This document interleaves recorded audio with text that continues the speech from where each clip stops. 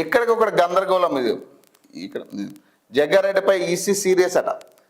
సిఐని దూషించడంపై ఆగ్రహం అట. కేసు నమోదు చేయాలని ఎస్పీకి ఆదేశం అట. దొంగ ఓట్లను అడ్డుకుంటే కేసులు పెడతారా? TPCC working president Jaggareddy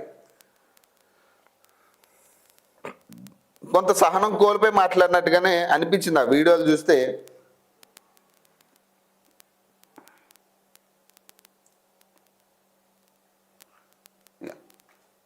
సిఐపై Jaggareddy ఆగ్రహం అట. కౌన్సిలర్ అభ్యర్థి కాలర్ పట్టుకోవడంపై ఫైర్ అట. అసభ్య పదజాలంతో దూషణ. ఈసీ సీరియస్ కేసు నమోదుకు ఆదేశాలట.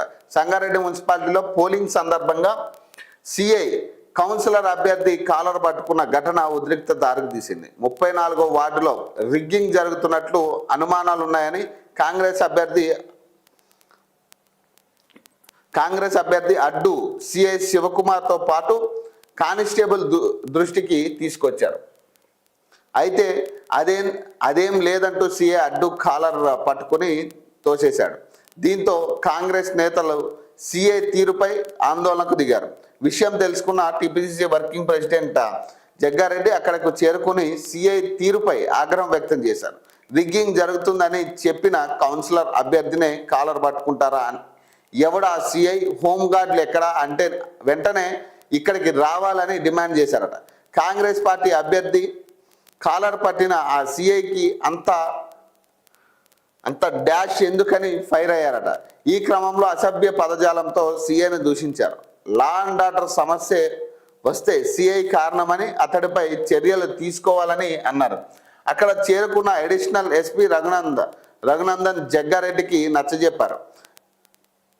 విచారణ జరిపి చర్యలు తీసుకుంటామని హామీ ఇచ్చారు. అంతేకాకుండా అక్కడే కాంగ్రెస్ అభ్యర్థి నుంచి ఫిర్యాదు తీసుకోవడంతో సమస్య సద్దుమణిగింది. ఇదిలా ఉండగా జగ్గారెడ్డిపై ఎన్నికల కమిషన్ సీరియస్ అయింది. అతనిపై కేసు నమోదు చేయాలని జిల్లా ఎస్పీకి ఆదేశాలు జారీ చేసిందట. అది పంచాయతీ. నిన్న సేమ్ ఇదే సిచ్యువేషను మన ధరంపూర్ అరవింద్ కూడా సేమ్ ఇట్లానే కానిస్టేబుల్ మీద ఇక నోరు పారేసుకున్న పరిస్థితి. ఆయన అసహనం కోల్పోయి మాట్లాడడం జరిగింది. సో ఇక్కడ విషయం ఏంటంటే, ఇప్పుడు జగ్గారెడ్డి కూడా ఓపెన్గా కొన్ని వీడియోలు పెట్టిండు. ఆయన పైసలు పంచిపెట్టే కొన్ని వీడియోలు రీల్స్ పెట్టిండు ఆయన. మరి ఎన్నికల కోడ్ ఆల్రెడీ రన్నింగ్లో ఉన్న సమయంలో ఎట్లా పైసలు పంచిపెట్టడం? ఇప్పుడు నువ్వు సోషల్ సర్వీస్ చేస్తున్నావా, లేదా ఏమంటారు దాన్ని, ఇష్టపూర్వకంగా నేను ఏదో సోషల్ సర్వీస్ చేసి పేదవాళ్ళకి ఏదో ఆదుకుందామా, నువ్వు పైసలు ఇచ్చినావా, ఇంకొకదా మానవత్వంతో ఏమన్నా పైసలు ఇచ్చినావా అనేది కాదు ఇక్కడ మ్యాటర్. ఇప్పుడు ఎన్నికల సమయం, నువ్వు ఆల్రెడీ ఒక పార్టీకి ప్రాతినిధ్యం వహిస్తున్నావు. అప్పుడు నువ్వు ఇచ్చే పైసలకు ప్రతిదీ కూడా రాంగ్ డైవర్షన్లోనే ఉంటుంది. అంటే ఇప్పుడు ప్రజలను ప్రలోభ పెట్టడానికి నువ్వు బండి మీద తిరిగి మరి ఇక చెరుకు బండి దగ్గర చెప్పులు కుట్టవాడికి 5,000 10,000 అంటే ఇప్పుడు ఇక్కడ ఏంది, ఓట్లు వేయమని అడగడానికి పోయినావా నువ్వు, లేకపోతే ఏంది?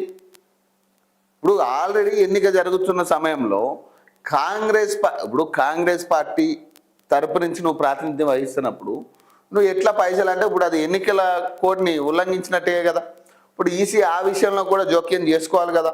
అసలు ఆ వీడియోలు ఎప్పటివి అనేది కూడా తెలుసుకోవాలి కదా. ఇప్పుడు ఈసీ ఇప్పుడు ఏదైతే కేసు నమోదు చేయమంటుందో, దీంతో పాటు దాన్ని కూడా పరిగణలోకి తీసుకుని దాని మీద కూడా కేసు పెట్టండి మీరు. ఇప్పుడు అది ప్రజలను ప్రలోభ పెట్టే ప్రయత్నమే కదా పైసలు ఇచ్చి. ఎన్నికల సమయంలో ఎన్నికలు జరుగుతున్నాయన్న సోయి లేకుండా మరి ఎట్లా పైసలు